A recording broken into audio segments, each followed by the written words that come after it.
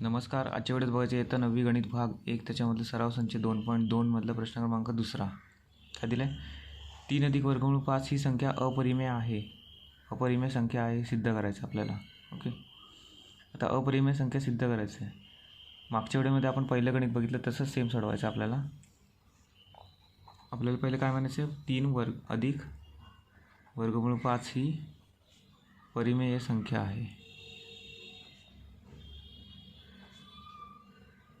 असं काय समजू.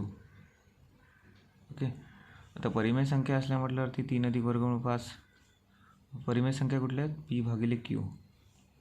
ओके, आता पी भागिले क्यू म्हणजेच काय?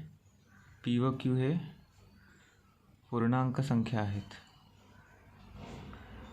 आणि पूर्णांक संख्या आहेत तरी पण काय?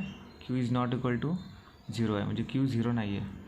बाकी 1 2 3 4 5 असं काय कुठली तरी संख्या आहे. तर 3 अधिक वर्गमूळ 5 बरोबर पी क्यू, पी भागिले क्यू. आता वर्गमूळ 5ला इथे ठेवायचं कारण ही अपरिमेय संख्या आहे. हे नंतर समजेल तुम्हाला. 3ला इकडे नेऊया म्हणजे ते वजा होईल. वर्गमूळ 5 बरोबर पी भागिले क्यू वजा 3. आता भाग घालायचा याला. छेद समान करून घ्यायचं आहे. छेद समान कसा करतात? क्यू गुणिले 3 वजा पी म्हणजेच काय? पी वजा 3 क्यू भागिले क्यू. ओके, पहिल्या याला गुणलं आणि वजा होतं म्हणून वजा केला.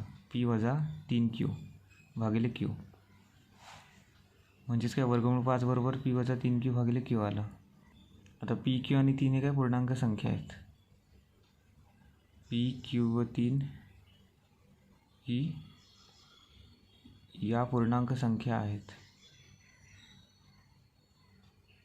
परंतु काय वर्गमूळ 5 ही अपरिमेय संख्या आहे ना. आता या पूर्णांक संख्या असल्यामुळे काय? पी वजा 3 क्यू भागिले क्यू ही परिमेय संख्या आहे. परिमेय संख्या आहे. पण तो वर्गमूळ 5 ही अपरिमेय संख्या आहे ना. तर वर्गमूळ 5 अपरिमेय संख्या असल्यावरती 3 अधिक वर्गमूळ 5 कशी काय परिमेय संख्या असेल? म्हणून 3 अधिक वर्गमूळ 5 ही परिमेय संख्या नाही. कारण वर्गमूळ 5 ही अपरिमेय संख्या आहे ना. मग परिमेय संख्या नाही ती कुठली संख्या आहे?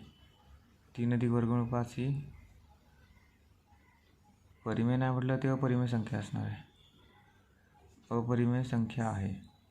ओके, अशा प्रकारे तुम्हाला हे गणित सोडवायचं आहे. धन्यवाद.